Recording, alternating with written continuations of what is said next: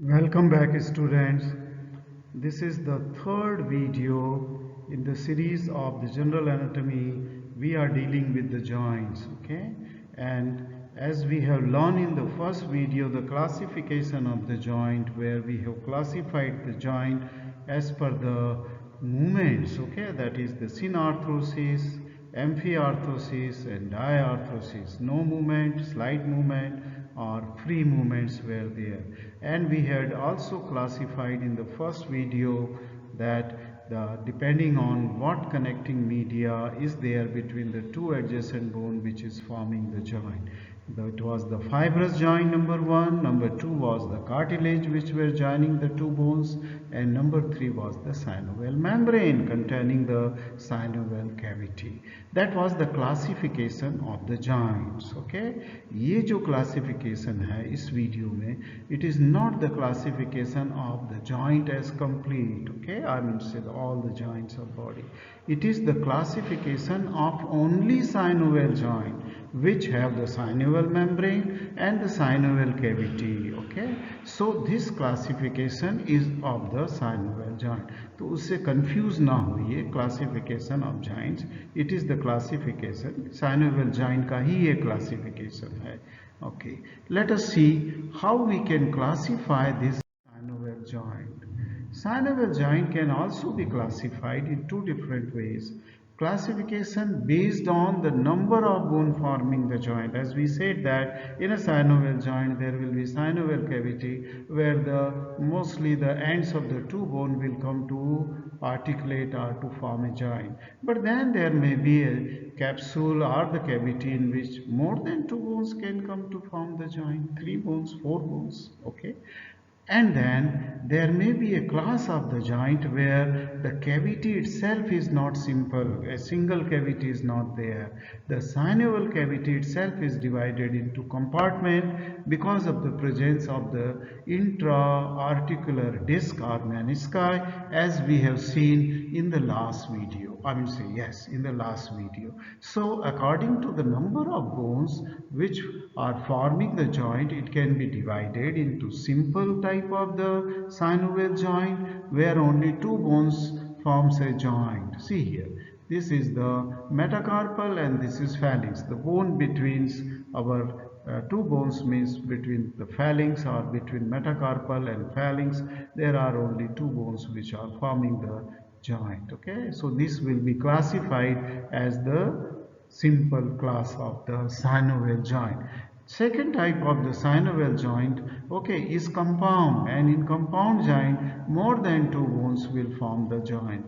For example, come to the second diagram. This is the radius, upper end of the radius, this is the upper end of the ulna, and this will articulate with the lower end of the humerus. Thus there are three bones which are forming the elbow joint. Similarly, in ankle joint, okay, there will be more than one bone which will be tibia, fibula and then the talus. Tibia, fibula and they will form. So wherever there is more than more than two bones, three bones, four bones, they are classified as a compound joint, but they should be within the same cavity, articular cavity or synovial cavity. Okay. Now the third category of this joint is a complex joint, and in this, as I said, the joint cavity is divided into two compartments. Okay, incomplete compartment or complete. As we saw in the last video, there is a complete compartment here in the temporomandibular joint, the joint of the lower jaw. Okay, upper compartment and lower compartment because of the presence of the articular disc. Okay, but in knee joint, okay, there is incomplete compartmentalization is there because that articular disc is not complete, it's not passing from throughout the joint. Okay, it is just at the margin, so incomplete compartment, but it is also classified as a complex joint. The example of complex joint, this is the TM joint, where this is the diagram of TM joint. Second, okay, is the knee joint, as I said, where menisci are present, and then the sternoclavicular joint which is here. Okay, the medial end of our clavicular bone which forms that of the joint, where the cavity is in two compartments. Okay, knee joint is slightly modified complex because here cavity is not in two compartment but it is present there. So it will be better to divide the complex joint, okay, and give the example of temporomandibular joint as is shown in this, and another joint which I shown at the medial end of the clavicle. Now I am passing to the next slide, which will tell you the classification of synovial joint, and this is the second category of classification in which we classify the synovial joint. We shows the synovial cavity and synovial membrane according to the axis of movement, the movement which takes place in various axes. Okay, as you must have learned in the orientation classes of the terms of movements, okay, where the what movements are possible between the two bones, okay, or I would say bones at the joints. Movements occurring are with references to that of the planes. There may be the movement, okay, where the axis is passing, because this classification is according to the axis of the movement, in which axis the movement are taking. So there may be a uniaxial joint, and uniaxial joint means there is only one axis on which the movement is taking place. So there is one type of the movement, that is flexion and extension can take place in one. Say for example, in our elbow, we can flex our forearm towards the arm, or we can extend it. So only two movements are possible at this elbow joint, okay, and hence it is the uniaxial. And this is just like the hinge joint of our door and windows, where they can move in one direction only, okay. Then there is a uniaxial joint, is also pivot joint. I will show you the diagram of pivot joint and how this will be there. In uniaxial, movement is there. Then there will be biaxial, where movements are taking place in more than two axes. Okay, that's why it is called as, or more than one axis. That's why it is called as the biaxial movements. And this type of joint are condylar and saddle joint. I will just show you the diagram of the condylar and saddle joint. The third class of the synovial joint is multi-axial, where the movements are taking place in many axes. For example, our shoulder joint, ball and socket.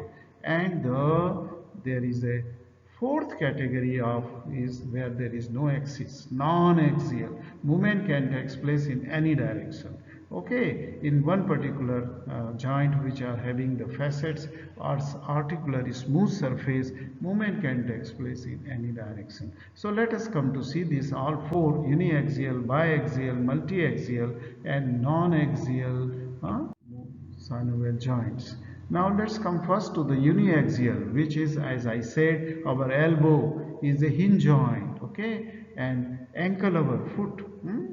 You can move the foot up and down. When your foot is off the ground, you can move it up and down, dorsiflexion and the plantar flexion. So elbow is a flexion and the extension. And then in interphalangeal, I mean to say fingers, you can move your fingers, okay, between the interphalangeal joint, okay. You can flex, you can extend interphalangeal joint. They are an example of the hinge joint, uniaxial. But then if the axis is single but it is vertical, here the axis was transverse.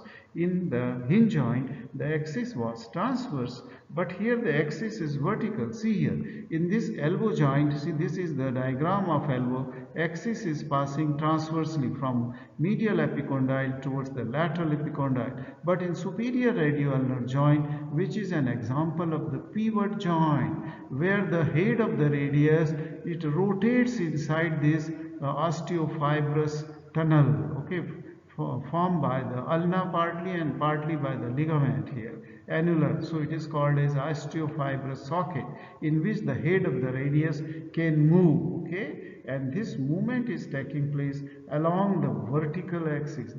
See my cursor.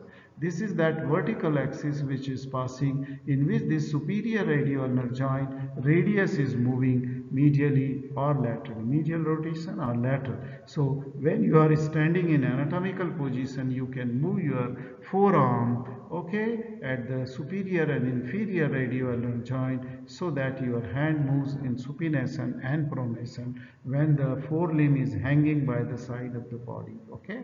Let us come to the biaxial joint, and it is of condylar type, ellipsoid type or saddle type of the joint. In condylar type of the joint, as the example is our knee joint, femur and tibia. Here the movement, it is not an, I mean to say, hinge joint, uniaxial, just like elbow. It is a biaxial type of the joint where it is the flexion and extension is possible at the knee joint, but at the same time there is slight rotation also takes place. Okay, slight rotation also takes place in a condylar joint where the tibia can slightly move medially or laterally, or the femur can move medial and lateral along the vertical axis. So there is a transverse axis where flexion extension, and along the vertical axis there will be rotation will be taking place. Okay, rotation. The same example of condylar variety is the TM joint, temporomandibular joint of the lower jaw.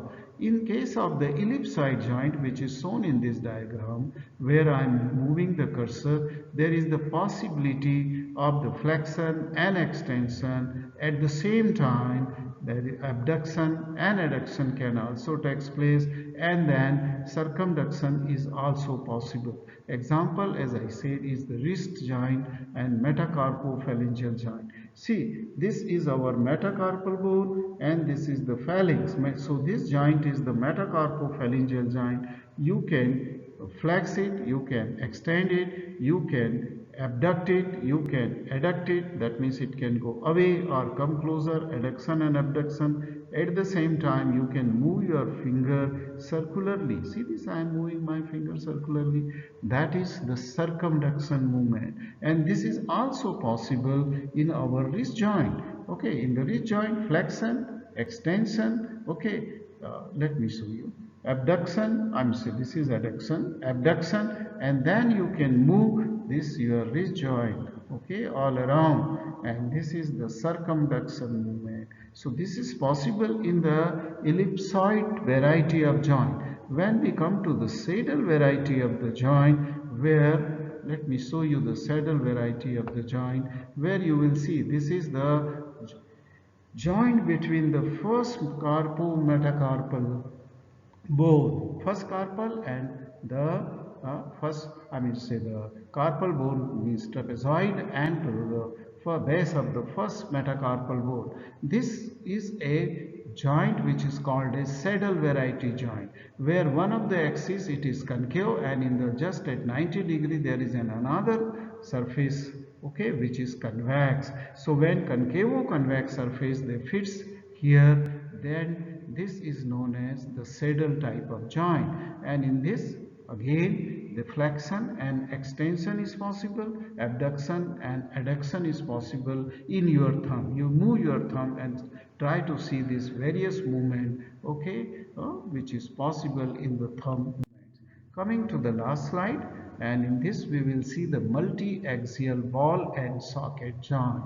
Now this is ball and socket joint are present in shoulder and the hip joint, and here the movement are free, more free in the shoulder as compared to the hip, but they can take place in any direction. You can move this joint bones in any, that means femur and the humerus can be moved in any direction here. So this is called, that's why called as multi-axial joint. As in bowling, okay, of the cricket bowling, you are moving your arm in many directions and then throwing the ball, okay, then throwing the ball.